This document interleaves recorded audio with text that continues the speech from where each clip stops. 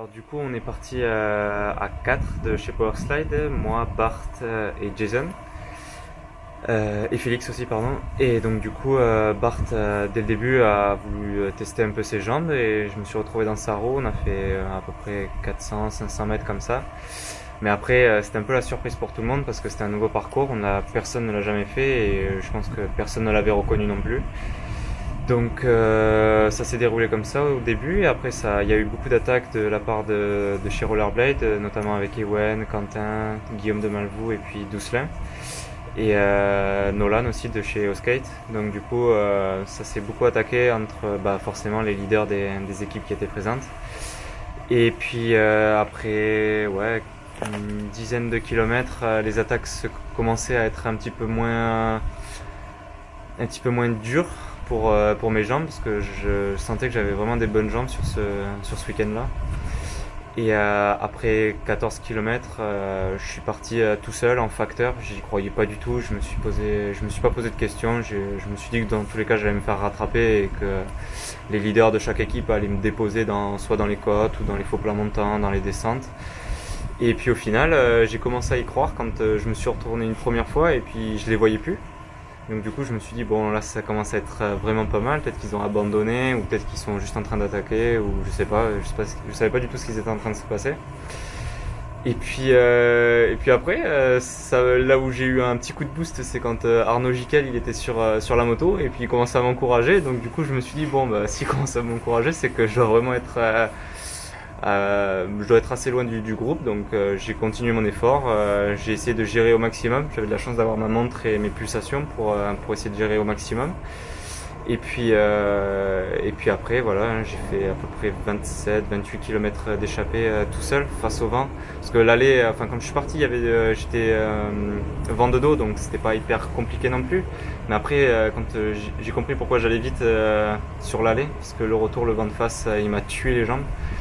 Et puis voilà, j'ai fait mon échappée, j'ai essayé de gérer au maximum et j'étais très content de pouvoir célébrer tranquillement sur cette grande avenue à Dijon ma victoire et je pense que le public était content aussi, donc ça m'a fait très plaisir. C'est ma première victoire en Coupe du Monde et puis elle a une saveur vraiment particulière pour moi parce que Mathieu Bauer, mon coach, il a déjà gagné à peu près de la même manière.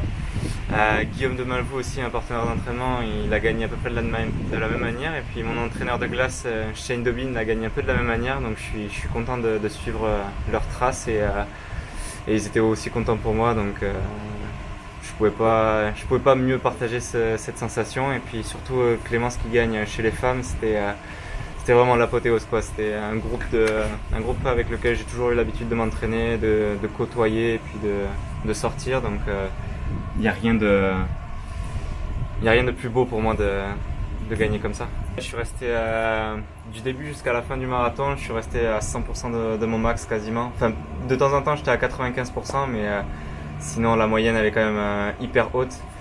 Donc ça prouve que le marathon était quand même assez dur, même pour moi qui ai gagné, le marathon était très dur. Peut-être que les gens ont pensé que de temps en temps j'étais facile ou quoi, mais il n'y a pas eu une seule seconde durant le marathon où je me suis senti à l'aise ou facile. C'était très très dur du début jusqu'à la fin. Alors du coup le nouveau parcours, moi je l'ai adoré parce qu'il est hyper complet. Pour moi je pense que c'est le seul marathon que j'ai fait depuis que je fais du roller où c'est aussi complet. Il y a des beaux faux plats descendants, des belles montées, des belles descentes, des grosses côtes aussi qui font bien mal avec des routes pas forcément agréables.